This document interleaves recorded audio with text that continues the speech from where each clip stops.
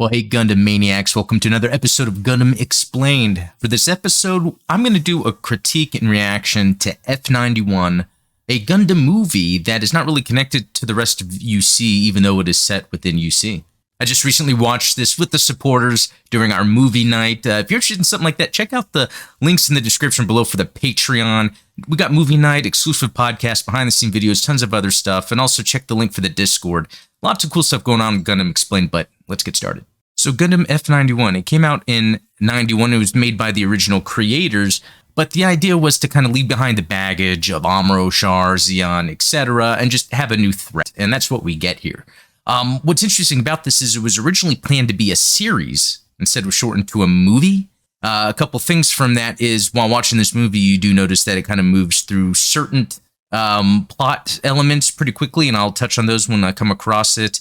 But as a movie, it has superb animation. It looks great, and I love that you can watch it and it gets to the point quickly. But yeah, let's take a look. The beginning is superb. So it reminds me of the beginning of the original Gundam and some others where they kind of do this thing where, hey, the enemies are sneaking into the colony. But it really does a good job with the music too and the sound effects. This opening really already has you on the edge of your seat wondering what's going to happen. And we're being introduced to the characters little by little here. There's an event going on outside where more of the younger crew that we end up meeting is. And we also have some other characters that are kind of doing just things in the world. So that's another aspect I like about Gundam that this carries on, is watching the characters just interact with the world as then mobile suits show up. Here's a sick shot. You know, what's cool about the enemy here, the Crossbone Vanguard instead of Zeon. One thing is that they have a lot of like physical weapons. We can see one used here to puncture through the glass, where this is, coming first into the colony. This could be like the docking area, command center, whatever. But yeah, they're all going to get killed. Now we're introduced to this lad, Baker, that he seems to be talking about some plot here. But at first you don't really know what's going on, but it does an okay job of filling out the story as we go, and I'll kind of touch on that.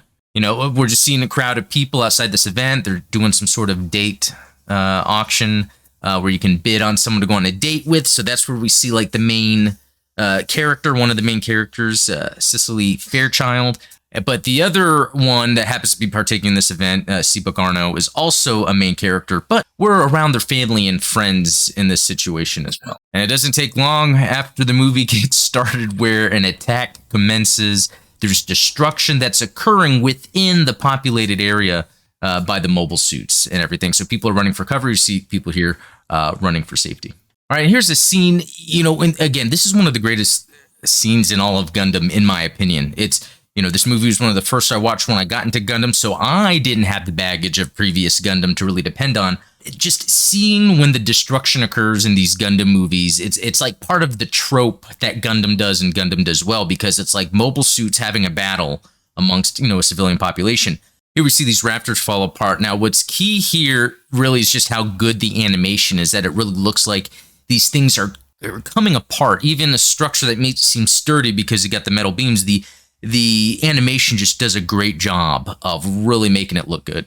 Now, there's a lot of exposition going on here as the kids are getting to their homes to grab their stuff to then go to the shelter, survivor shelters, because it's a common thing in the colonies in the Gundam universe that there is certain things that take place when there's an attack. People have to run for shelter, etc. And again, attacks are going on outside. We're seeing a Jagan here that's getting involved in that. The Earth Federation has some mobile suits at this colony, but it's not really anything that's new or advanced. But while this is happening, all the stories happening in the background, Cicely keeps talking about her mom and her dad, and we're going to get more to that in a second. Seabook is with his sister, so there's that connection there. Yeah, there's Seabook, his sister, and some other kids. Now they're getting on a bridge, escape, trying to get to the shelter. Sick shot of a GM, just because you always need some badass mobile suit shots in these movies. And again, as people are running and rush off to safety, interesting to see the kind of conflicts that go on between each other. It's a friend of theirs that they're able to rescue from some other car. But again, we're seeing great animation, different types of characters here, but all pushing the story forward. Just have to show this because just another sick shot. Love the animation, love the giant casings. And that leads to one of the greatest scenes, I think, in Gundam history, and that is one of the casings hitting a mother on her head, potentially killing her. She's just lying there with some blood on her head, the baby crying. Great animation of, Cicely's running with her friends, are going to go hide. She sees the mom get hit, the baby crying, and we see her just break off from the group, run past everything to go get the baby. Again, building, reasons to really like this character, but also just showing some horrific tragedy that could have happened during a mobile suit battle. And what's cool is as they're taking shelter, they're going through this museum, you see these older mobile suits that you're all probably familiar with, like a Gelgoog, Zaku 2, Zaku 1 probably over there due to the colors, but just kind of a cool callback. And then in order to defend themselves, of course, the kids arm up. They find this cool tank, mobile suit transforming thing to get into, which is pretty cool because it's just a unique design to have in a Gundam show during this timeline. And then just look at what it looks like outside. I mean, the mobile suit battle has just caused a destruction within that city. It doesn't seem like any side cares about life, human life here. And of course, like with most Gundam, there's death. There's a death that happens early on. Seabook is very sad about this, so we're kind of seeing an emotional situation for him develop to kind of develop his character. He wanted to stay. He just didn't feel like leaving him, but they said, hey, Seabook, we got to go. And the kids are taking off in this tank, but like the Earth Federation forces are like, you need to join up and fight. And then eventually, the kids just want to get away. So I guess the Federation forces just wanted to detain the tank, and they were willing to like stop them, hurt them in order to get it. And Seabook's dad shows up, which is pretty convenient. Kind of a weird plot element here is Cicely's earrings ring every once in a while.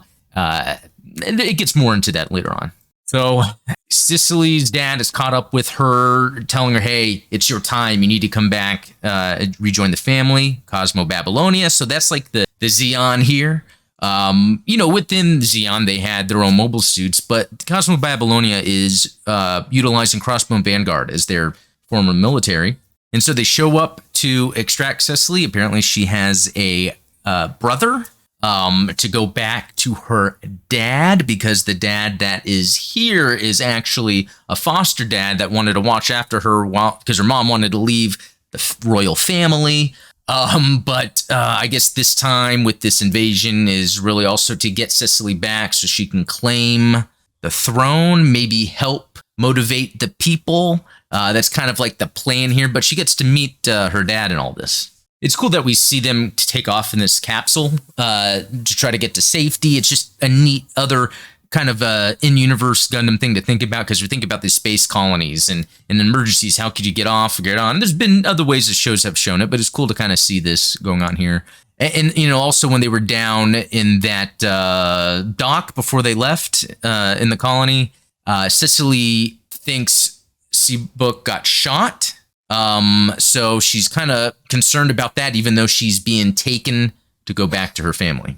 And then we see Cicely, she's at her mansion amongst Cosmo Babylonia. They're pampering her. She even cuts her hair shorter as she decides to potentially take on these duties that have been, put onto her by her grandfather, who is the leader of Cosmo Babylonia. I guess her dad, second in command, kind of commands more of the military aspect of it. And then, so, Cicely's being brought back and she's conflicted. And, I think if this was made as a TV show, we would probably get more of that development of her not wanting to be there, and then her going through everything and then eventually deciding, that, okay, I will stand by Cosmo Babylonia and my family.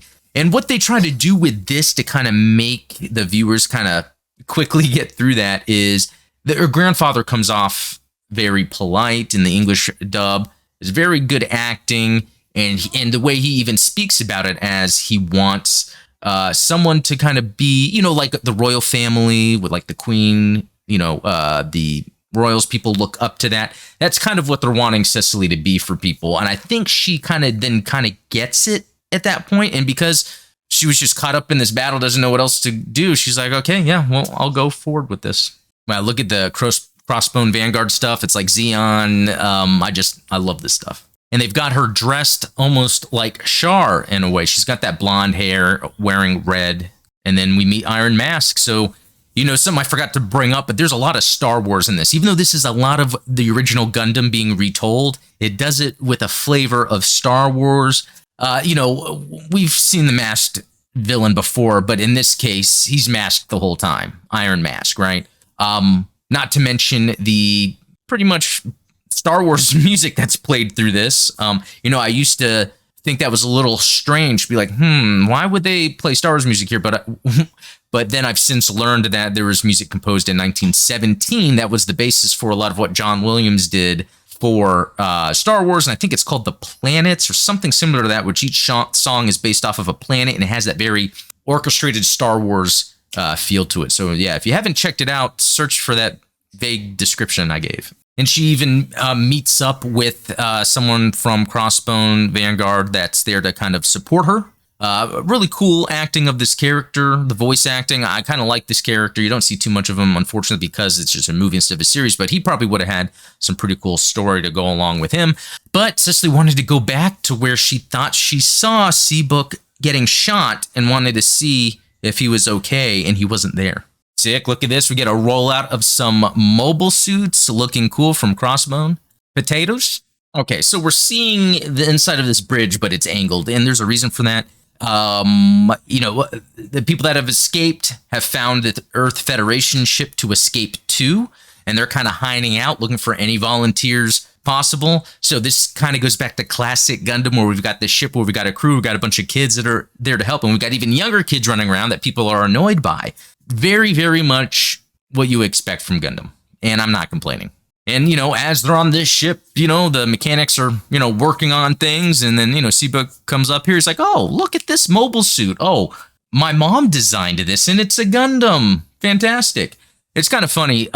You know, coincidences happen all the time. I'm sure as a series that would have been explained a lot better. But basically, Seabook and his sister that's with him there, their mom designed the F91 Gundam, and she's talking about something, and the people trying to figure it out so they can kind of finish the Gundam, and they can't figure out what she's saying. Well, I guess it had to do with wiring, and there's this cat's cradle kind of finger thing you do with string. Anyway, I guess his sister understood what the mom was trying to show, and she's, oh, it's the cat's cradle, so that helped them figure out how to wire it. But Seabook didn't really want to have anything to do with it. In fact, he wasn't too happy about his mom in the first place. He didn't want to have anything to do with this Gundam because of that. So, yeah, pretty interesting. It's pretty cool. Again, some other, like, world building.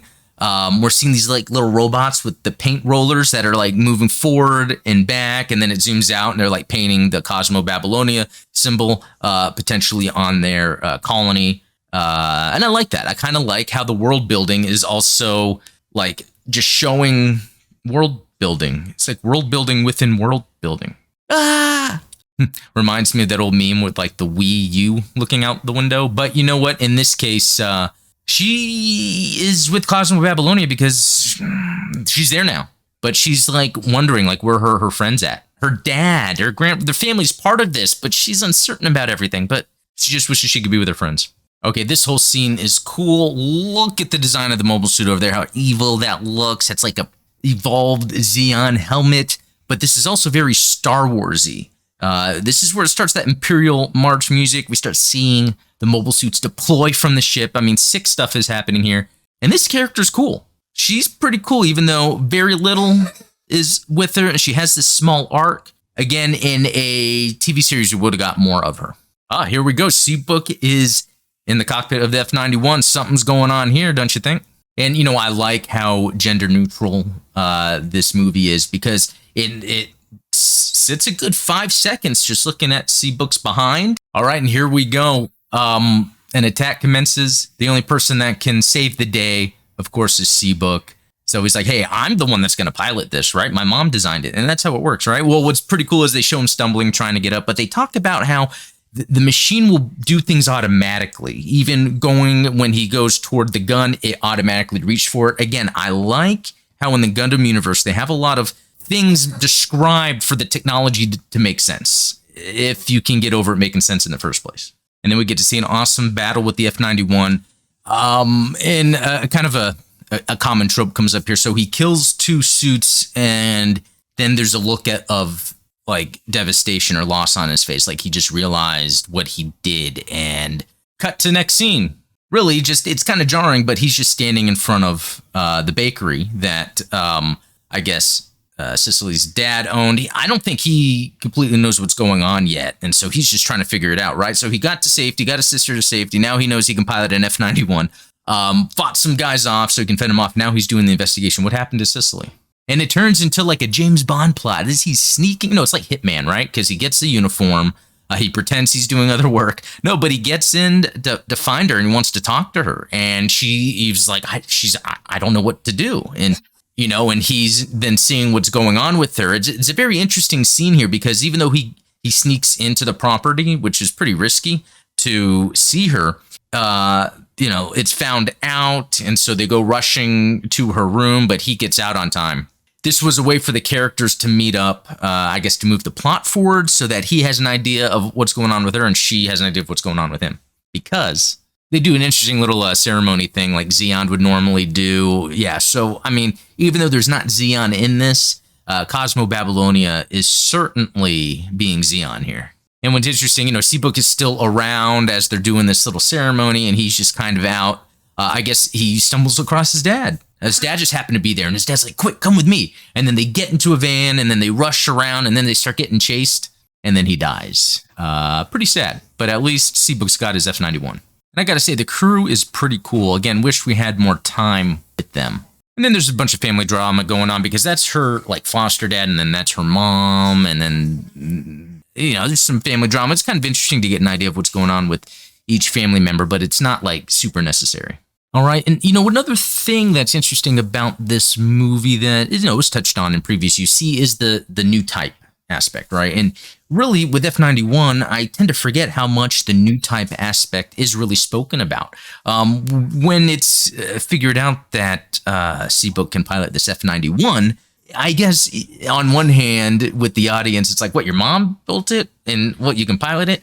I guess adding that new type thing makes it makes sense. There's this attractiveness with the new types in this UC universe where they tend to be attracted to each other into the action. And what's also referenced is Iron Mask being a cyber new type. So they're still using that terminology. And I think it's pretty interesting because like once we get to like Hathaway, they almost talk about new types as if it's like a myth or something. And I would love an idea, a background of where, while Earth Federation, perhaps it was mainly Earth Federation, tried to hide the concept of a new type, there were still people underground or high above in the know that were secretly keeping up with the new type phenomena. Just kind of like maybe today. Maybe there's a small group of people that are actually focusing on the UFOs, because apparently the government says it's true, but we don't know too much about it. So I like to think about that also with the new type phenomenon, like it's a conspiracy or something. Yeah. All right. In some kind of like another tropey element of Gundam, but it's done like on high speed here is with Anna Marie here. She's saying, good luck to this dude. I forget his name off the top of my head. And he's holding these flowers, but he really gives it to Cecily. And then she's like pissed off. So she changed sides. Yeah. That's not uncommon to happen in Gundam when any character, male or female, gets pissed because of someone they fall in love with, and then they end up just switching sides. Cool shot, that's all. Another battle taking place. This time Cecily is in the Vignagina. She has come to fight, even though she doesn't really know what she's doing, but comes up against the F91, and a lot of story happens here. So we get these pilot portraits within frames in order for discussion to happen while mobile suits battle. It's pretty cool. I like the fast-paced nature of it, but what ends up happening is Cicely and Seabook end up hearing each other, realizing, what? Are you piloting a mobile suit? Why are you on that side? And I think for Cicely, she was like thinking, oh, thank God Seabook is someone with authority in a way through the power of the Gundam, and feeling much more at ease to go to him instead of being with her crazy family, which she really, didn't really have anything that she could possibly do. So the thing is, though, on first watch, that's jarring, this like switching of going back and forth. But, there's also that headcanon where I can get around it. Also, previous Gundam that dealt with the same scenario, you can kind of see what characters typically go through to get to this point. So I can look past it. And again, like I say a lot, this is what makes F91 a fun rewatch at any time. You could watch it once a weekend.